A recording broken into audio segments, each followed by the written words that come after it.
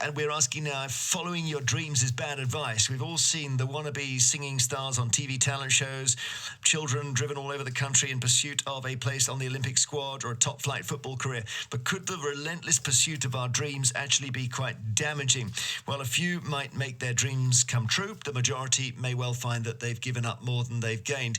And here's the thing, even if you do reach the top, like Andy Murray, is it always cracked up to be? The tennis star commented in an interview with The Times he could have achieved more. He's won Wimbledon twice, for crying out loud. He's got 2 Olympic golds. Now, maybe you were told you could do anything or be anything, and you had a bit of a rude awakening when you grew up and you just realised you're not going to be David Beckham or Britney Spears. Or maybe you think, no, the only way to pick winners is to tell your children to follow their dreams and do their very best to strive to reach their potential. If they fall short, they can handle it. Do send your comment and phone number to vine@bbc.co.uk. Text us 88291. And we're going to talk about this with James Marriott, columnist for The Times, who wrote a piece called Don't Follow Your Dreams, They'll Serve You Ill. So you were sort of triggered by what Andy Murray said, right? Yeah, I thought it was a really good interview with Andy Murray in the Sunday Times, because there are so many celebrity interviews you read where, you know, they're kind of saying, follow your dreams, you can do anything, work hard and you can make it. And what Andy Murray was saying was that he felt sort of full of self-doubt. If only he'd won a couple more Grand Slams, people would look at his reputation differently. And you kind of think, this is a guy who followed his dreams, he worked hard, he achieved, you know, virtually everything you could hope to achieve in professional tennis, and he's still not happy.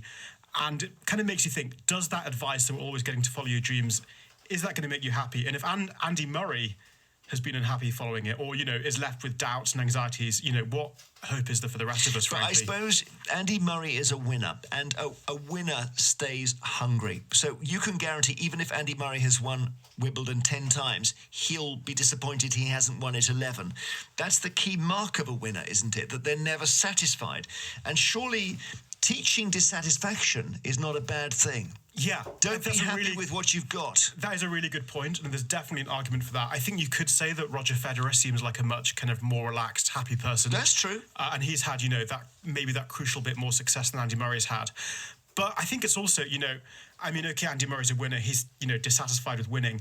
But what about people who don't even have that level of success, who, as I was saying in my piece, you dedicate your life to something, and if you don't have the talent, or, you know, you've really relentlessly gone at this one thing, and, I mean, you're not even hungry, you're just kind of, you've put all your eggs in one basket, and where are you if you haven't achieved what you hope to achieve? So I suppose the classic example would be Steffi Graf, who I remember seeing on a tennis court. You know, I saw film of her being trained to play tennis by her dad when she was not even 2, and she becomes a great champion. But for every Steffi Graf, there must be 10,000, I guess they're now middle-aged German women who are kind of broken by the fact that they didn't manage to achieve what their dad wanted. Yeah, exactly. And I think, you know, that point about, I mean, it's especially true of elite sport, but true of loads of other things as well. You know, we've got this real cultural thing about relentlessly focus on your dreams, be driven, follow what you dream about. But actually, if you are dedicating your whole life to this one thing, that's kind of limiting. And if that one thing doesn't work out, then where are you? You know, you've put all your eggs in that basket. You've gone relentlessly in one direction. You know, you spend your whole life trying to be a professional golfer. You don't make it where you ended up. And I think what I was trying to say in my column was, instead of following one thing relentlessly, have a few things, you know. Keep your So options a bit open. Be a bit kind of, I don't know, be a bit sort of, be prepared to muddle through a bit rather than, you know, being relentless about it. Have you got anything from your own life that reflects this? Have you had something where you've tried to, you know, we've all tried to be rock stars when we're in our teenage years, and it doesn't work out for 99.9% of people. I've never tried to be a rock star. Probably Really? fortunately, I thought we all did. Probably fortunately for everyone around me, especially my family, who'd have had to overhear me attempting to do that, which I think would not have been enjoyable for them. No, I've always been, you know, I've always followed my slightly practical advice, I think. I've always thought muddling through, seeing what opportunities come along and taking advantage of the opportunities that are there, rather than thinking, what's this crazy vision I've got in the distance and aiming for that. And I think you're work happy? your way up bit by bit. Yeah, pretty much. So you don't, because they always say that nobody ever on their deathbed says, I wish I'd spent more time in the office. Exactly. But they do say, I could have been a contender, which is exactly a code for, I wish I'd spent more time in the office. I don't think that's true. And I think actually, you know, people say we should spend more time in the office. This whole advice about throwing yourself into career, relentlessly following your dreams, it's that kind of limiting thing, you know, do that a bit, but you're kind of spreading your bets a bit more for happiness if you're also investing time in your family, your friends. I think you've got to have a few routes to fulfillment rather than just chucking yourself down one path. I love it. I love it. It's a great column as well in the Times. Thank you very much to columnist James Marriott for coming in, telling us why we really should be careful before we decide to follow our dreams, which is what we always got asked or told to do at school, wasn't it? James Marriott, columnist for the Times. What a lovely guy. So we were just saying earlier, I was talking to him in the record and saying this thing about when you go and do a speech to your old school, which sometimes you might get asked to do, but they always say follow your dreams. Whenever I was at school, year after year after year. And I had to do one about 5 years ago to my old school. And I was starting to literally write the speech that I'd been given for years and years. Do what you follow your dream. And I just thought, I can't do this. So I thought about it. I thought, when I was at school, 1977, the Sex Pistols put out their first album. So the message I gave was not follow your dreams. It was be the punks. And I think they were completely baffled. Tim in Newcastle says, always follow your dreams. It may not end in success, but it's been better to have tried than always wonder what could have been. I'm flying airplanes for a living, having changed my career at the age of 40. That's the trouble. If you don't follow your dream, the real danger is you get past 40 and suddenly it's like the Jackson Browne song, The Pretender. The walls close in. You're not who you wanted to become.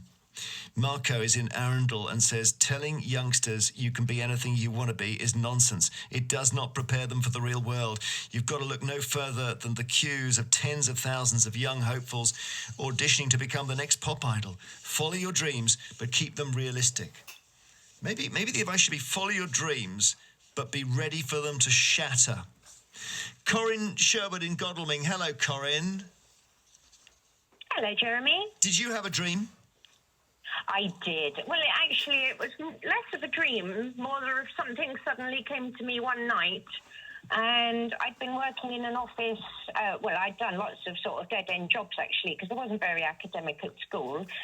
And I was working in an office at the time, and I thought to myself, do you know what? For 2/3 of my life, I'm doing something that I'm really not happy doing, just so I can survive.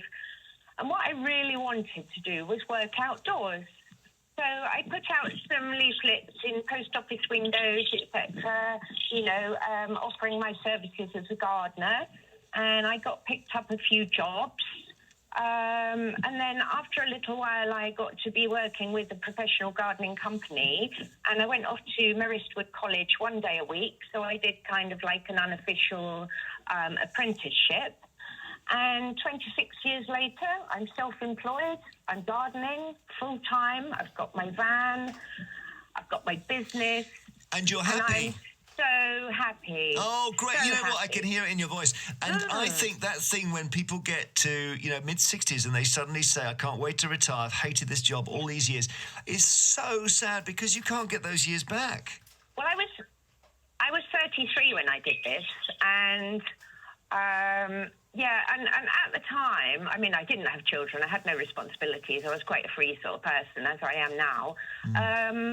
But I just thought, well, do you know what? If this doesn't work, I can always go back to temping, back to the office, back to the old 9 to 5. But thankfully, everything just went my way. Absolutely brilliant. Brilliant, Corinne. Thank you. Lee Jackson in Leeds, you are a motivational speaker. Do you ever say follow your dreams?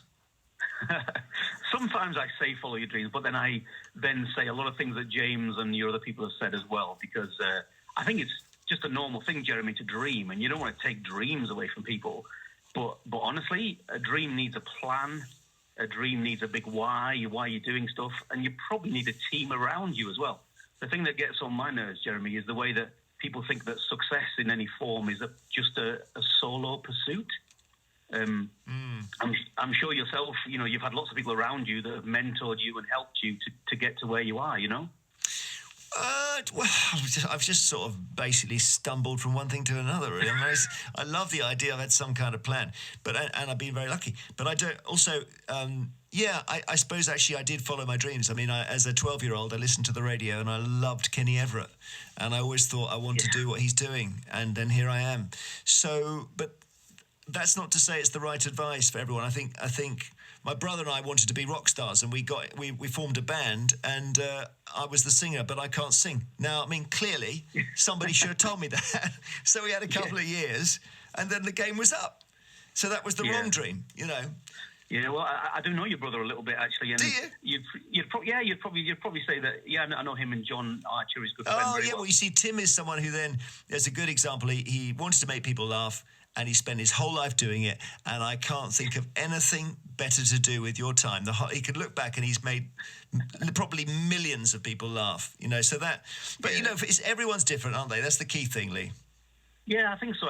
People forget about personality types. You know, we all have different drivers, different values, different personality types, and what works for some people doesn't work for others. I mean, I've got friends who are super focused on one thing, and myself, I've been a professional speaker for years now, most of my life, and you know, I love entertaining crowds. I love to connect with people, and so I've made my job around what is a dream. But here's the big but. Here's the big but. My dream is still hard work. You know.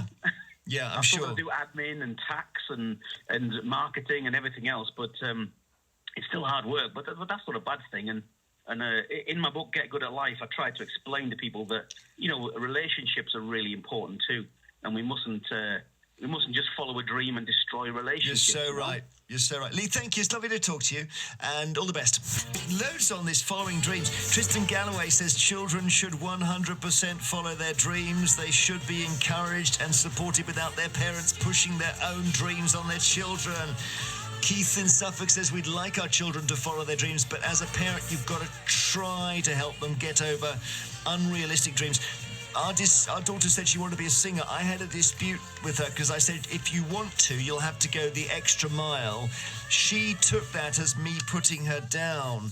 But here's a lovely one from Sarah in Warwickshire, who says, when I was at school, my favourite subject was art. I thought I'd need a vocational job, so I became a primary school teacher. 4 years, and I burnt out, and I thought, OK, I'm going to become an artist, and I'm now far happier and excited about life. We'll see you tomorrow. This is Radio 2 on BBC Sounds.